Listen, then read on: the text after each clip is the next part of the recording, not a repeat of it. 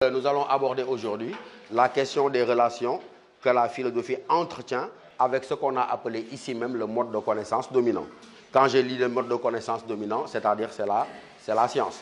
Vous êtes d'accord avec moi que c'est aujourd'hui, par la science, que l'homme moderne cherche surtout à comprendre le monde dans lequel il vit, et c'est par cette même science que l'homme peut répondre à certaines questions qu'il se pose. On est d'accord? Maintenant, dans ce travail de comparaison, il s'agira de voir qu'est-ce qui fait la particularité de la philosophie et qui permet surtout de distinguer la philosophie de la science. Maintenant, il faudrait commencer par lever quelques équivoques. Ça veut dire ôter de notre esprit un certain nombre de confusions. On a l'habitude dans le vocabulaire courant de considérer que la philosophie est une science et par conséquent de faire comme si on pouvait interchanger les termes de philosophie et de science. Ça veut dire tout donne à penser que pour la plupart des gens, la philosophie est la science et la science elle-même pourrait être de la philosophie. Il faut dire que ce point de vue est absolument fou.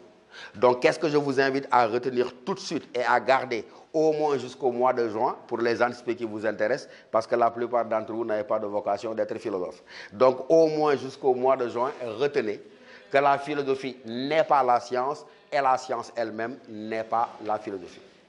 Pourquoi les deux disciplines ne peuvent pas être confondues? Je réponds en disant, parce qu'on peut les distinguer à trois niveaux. On peut distinguer philosophie et science par leur objet d'étude. On peut distinguer philosophie et science par leur démarche, c'est-à-dire par leur méthode, et on peut les distinguer également par leur finalité.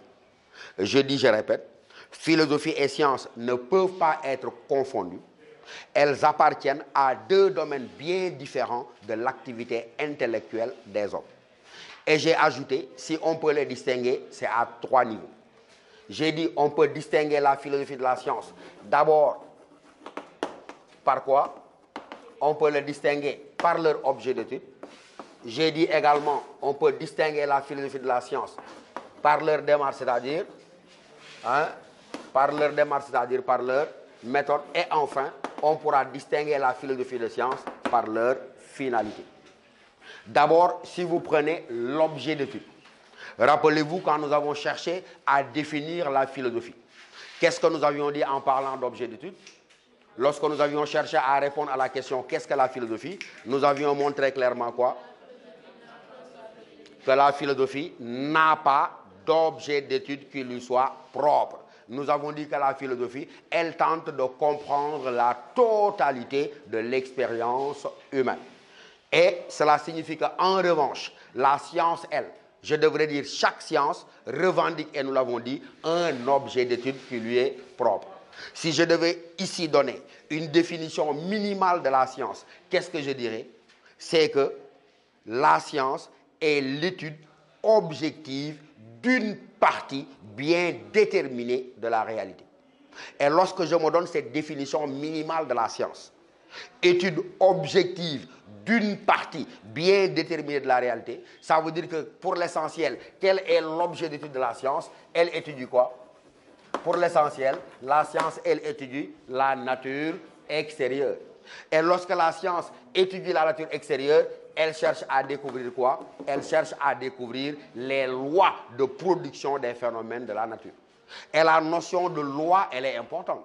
Si je dis que la science, elle étudie la nature extérieure et dans cette étude, elle cherche à découvrir les lois de production des phénomènes, ça veut dire que pour le savant, il n'y a pas de hasard. On est d'accord? Et s'il n'y a pas de hasard, ça veut dire quoi? Tous les phénomènes qui se produisent en fonction de quoi? En fonction d'un ensemble de lois nécessaires. Par exemple, il se met à tomber de la pluie. Le savant se dit, mais quelles sont les conditions nécessaires pour qu'il y ait plu? Et donc, le travail du savant est de considérer que dans la nature, il n'y a pas de hasard. Et s'il n'y a pas de hasard, la production des phénomènes est commandée par un enchaînement de lois nécessaires.